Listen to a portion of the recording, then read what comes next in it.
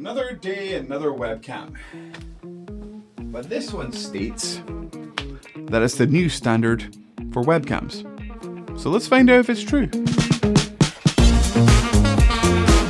This is the YoloLive YoloCam S3 and it comes in at a $200 price tag. It's a 50 megapixel webcam supporting 4K at 30 FPS, 1080p at 60 FPS as well. It has a 1.3 inch sensor, an aperture of 1.85 and a focal length of 24mm with an 87 degree view of field.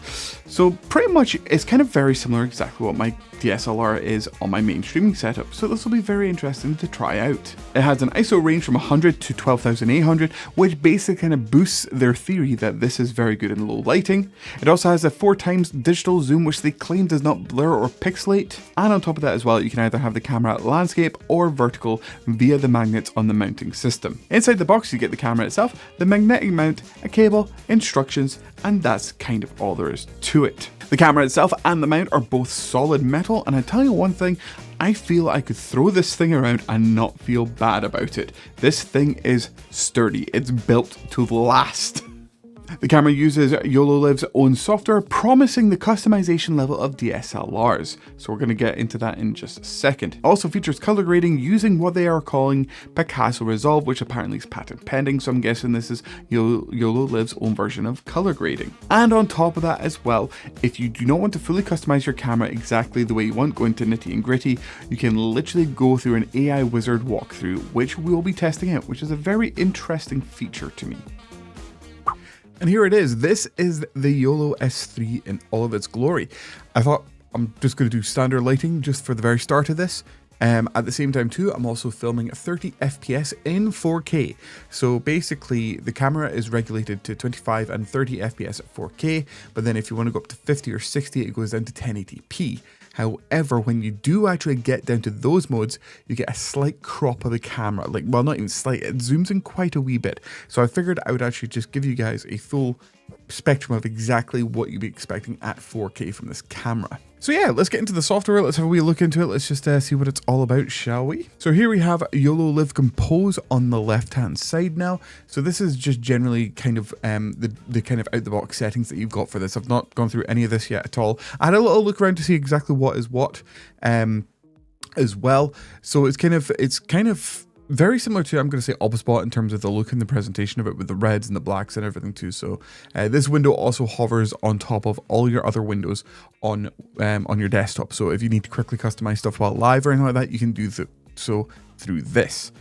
So here we got the image settings. You've got the image version, which is VO by default. Then you got V1, which is fair complexion and light color. Now, when I think I click this, it kind of brings up, you can kind of see the colors changing in the background there a little bit. Like they're a little bit more, they're not as deep, they're not as vivid as what they once were. It's a slight change, I do realize that, but you actually see that a lot more when I'll put it into the studio camera settings in a wee minute. So obviously down here we've got our focus, so we've got continuous focus, you've also got single track shot focus as well. So if you do that there in the software, you would actually pick the camera and exactly where you want to do it, or you can just track the face as well, which seems to do a pretty good job of tracking it no matter where I kind of go on the camera, which is very, very nice. And the other cool thing about this is the fact is if you hold up your hand or anything like that, it skips the face tracking and then actually goes into the autofocus. Speaking of which, the actual rate of the autofocus for a webcam is very, very quick. I am noticing some quite a little bit of breathing, kind of, you know, with the autofocus a little bit, there's a bit of breathing into it every now and again, but it seems to come and go as it pleases. It doesn't seem to be constantly trying to autofocus, which is nice. Beneath here, we've got our zoom range as well, which is quite a smooth motion of zoom in comparison. And this is where what a YoloCam, YoloLive was trying to tell us was literally they're trying not to blur the image for the zoom in. And looking at that, it's not too bad. Even for a digital zoom, that's pretty impressive. Get every single hair follicle in coming through this. Not too bad, not too bad. And there we go. Underneath here, we got our AI parameter, which is basically going to be kind of like a walkthrough of exactly how, in a general sense, of automatic configuration that you basically get a set of results thrown back at you. Underneath here, we got our exposure. So right now we've got it on auto, but we can click that on manual. This is where you can set your ISO levels as well. So generally, I'm around about, I think on cameras, well, especially in a room like this, you're probably sitting around about 4,000 or whatever. And shutter speed, especially if you're going to be doing 60 FPS, would be 1/25. Your shutter speed should always be double the amount of what your actual FPS is. So since we're on 30 right now, I would be suggesting going down to 1/60, which is quite bright at that point, which means then we can actually lower down the ISO on top of that as well. As you can see, my shirt's quite blown out. So this here would be, I mean, 1250 ISO, that's not going to get noisy at all in this kind of range, especially with this lighting right now, but we'll probably change that in just a second. Down here we got our white balance. So basically we got our type auto or manual. So obviously right now we can still select the kind of blue offset of if the blues are a little bit more greeny, and same with the reds as well, if they're going to be a bit more pinky or if they're going to be a little bit more less red. However, if you do go into the manual mode, you got your full white balance here, which is I'm guessing your white balance is regulated to your Kelvin of your studio lighting. So usually it's around about 5,500. Then we've got this one here. They don't seem to have translated this very well, needless to say. I think this one here is just the pinks and the greens. Yes, it is. There we go. Okay, so we got that one there. And then yet again, we still got our blue offset and everything too, as well. And you can literally kind of customize the bottom here too by clicking around about this color palette. But we'll just keep it on auto for now. Right, let me quickly get this all set up in exactly how I would imagine the studio lighting being if you were to be actual streaming. So actually, hold on. Before we go into that, let's have a look to see what the auto exposure for low light is. That's not too bad. I mean, I'm pretty much in a dark room with spotlights on here. Everything else is RGB. So that's not actually too bad for low lighting. That's pretty impressive, I'm not going to lie. I would say my DSLR does a much better job at bringing all this in. So if we were to actually go into manual instead, right, you've also got your flash exposure compensator here too. So if you wanted to bump it up a little bit more, just to have a little bit more brightness, just by small steps instead of it being full on exposure level, you can easily tweak that by the EV here. But let's go into the manual for a second here. So we're going to stick it still by 1/60 for the FPS. However, I mean, the image, let me just put this full screen here. The image doesn't look too noisy, to be honest. You can see some factoring here on the wall a little bit, but it is having a little bit of trouble auto-focusing here. Let's just see if I can do it on my face, if it's going to try and keep that. Yeah, we're getting quite a wee bit of breathing in the dimmer scenes here. So I can imagine that being quite hard for the camera to autofocus without anything here on that. So let me just quickly switch on the studio light. Alexa, turn on the streaming light. Jesus. Okay, quick.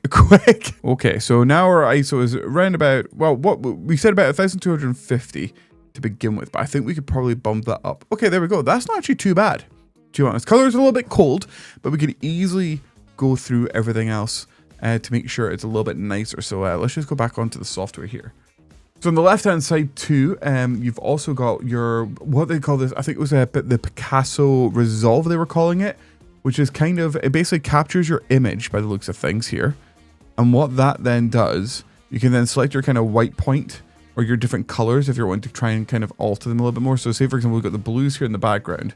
If we ping this over to more pink.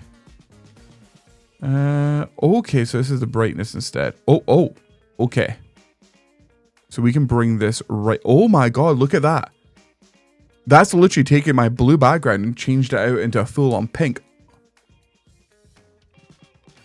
Oh, that is insane. That's literally just selecting the color behind me and it's just literally bringing it right out. See if I do it as teal instead, much more. Yeah, okay, so we keep it with the blue, but then when we put it to the pink, oh my God, that is insane. That is nuts. Obviously, here we got a wonderful image. There we go. That's a bit better now. Okay, cool. So you can do that way, but then you've also got the professional setting here, which we can say confirm. And this is much more like your kind of original grid and color wheel. So you're able to actually pull stuff around and move your colors a little bit further around, I believe, in comparison to where the original offsets are. And there's our hue, saturation, and brightness. That's pretty cool, that.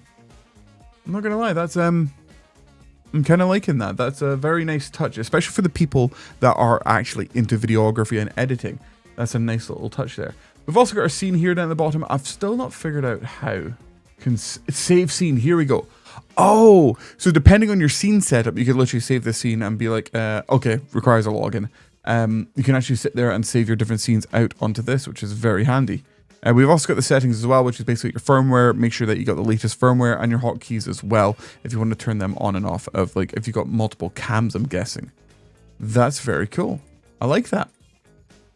So yeah, but apart from that, there was another thing too that I was wanting to have a look at. Here we go. So we got this lens shading correction. Now this camera's got a lot of kind of built-in AI stuff onto it. Now, especially the fact that if you've got a wider angle lens, you're going to get a lot of vignetting around the edges of this. This doesn't appear to have any of that at all, because I'm guessing this is what this lens shading correction does. There we go. Oh, that's moody. That's very much a... I'm a bright white lightning in the middle of the room here. So as you can see here, like literally the arcade's completely dimmed. You cannot see any of that behind me.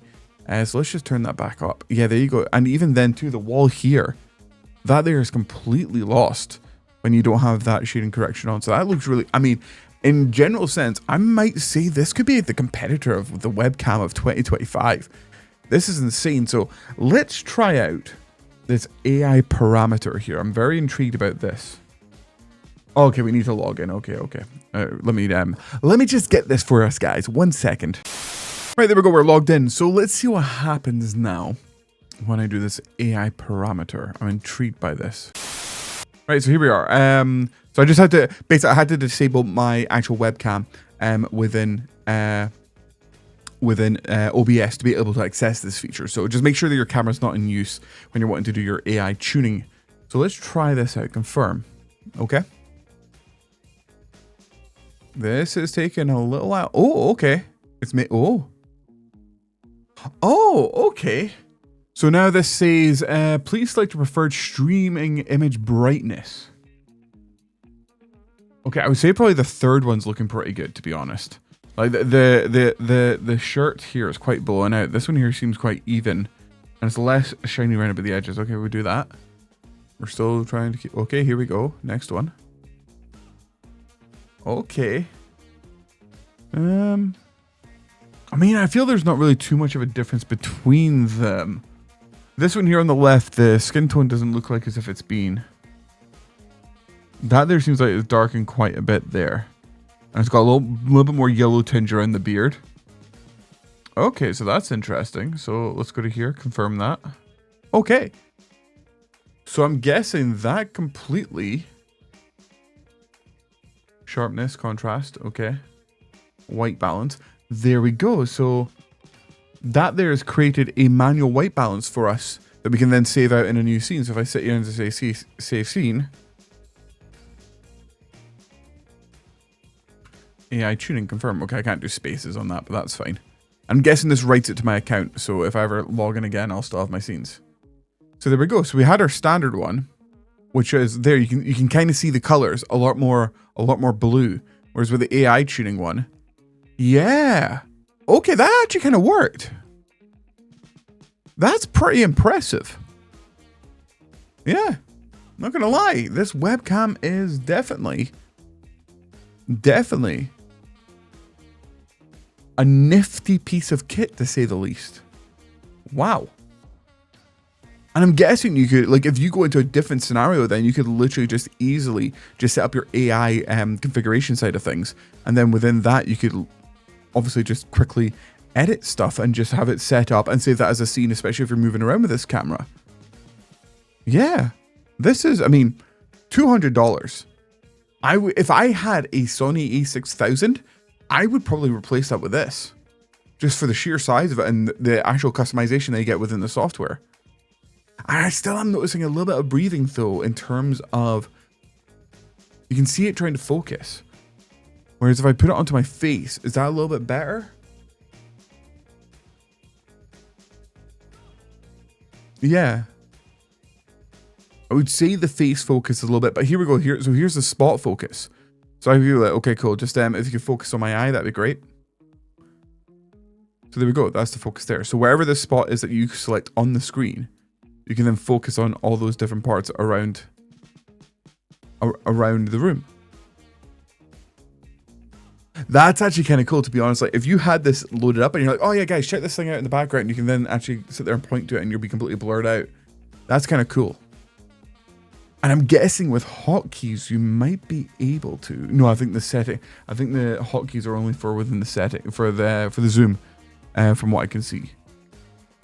I mean, this has literally just been my first impression of the software. Let's have a wee look at the image version again, just now that we've got this lighting on. Yeah, there you go. You can see the background. Look at the blues. Look how they're lighting up there. So it's basically kind of taken, for the fair complexion light color, it's kind of raising up any blues that we may possibly have. So if you've kind of got a much more kind of veiny, bluey undertone to your skin, this would actually help you with that. You can see it behind me as well here on the desk as well. That's pretty cool, that is, yeah. I'm impressed. YoloLive, I am not gonna lie, I've been thinking about doing a different camera for my gaming scene, and this may be it. This could possibly be a contender for it. Although it'll be a little bit more, no, because it'll be more zoomed in, and that's completely fine. Oh, I'm thinking things now, Right, back to the video. And there we go. I would say the YoloCam S3 is definitely competitive in comparison to other options out there in the market, especially from Obswat and Instalink 360 and Elgato. I tell you one thing, I was very, very surprised with the price tag and all the features built into this. Feels a lot more professional than the majority of webcams you can buy out there, especially from the one we just previously reviewed. But would I replace my DSLR with this camera? I wouldn't think so. I'm too happy. I'm a Sony boy. I like my lenses. I like having the customization of having that full-on feel of a DSLR on my stream. However, I do feel I want to have this somewhere in my setup, possibly once we strip down the studio and rebuild it from the ground up. Stay tuned to find out. But anyways, guys, that's all from me today. If you like this camera, or if you want to share your thoughts upon the YoloCam S3, I'm sorry, I still cannot get over YOLO. I hate that terminology. I hate it.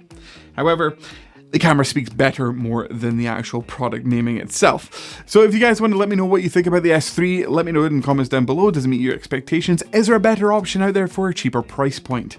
If you liked the video, don't forget to like it. If you want to subscribe to the channel to see more videos like this, please do so. But until then, I'll catch you in the next one. I'll see you.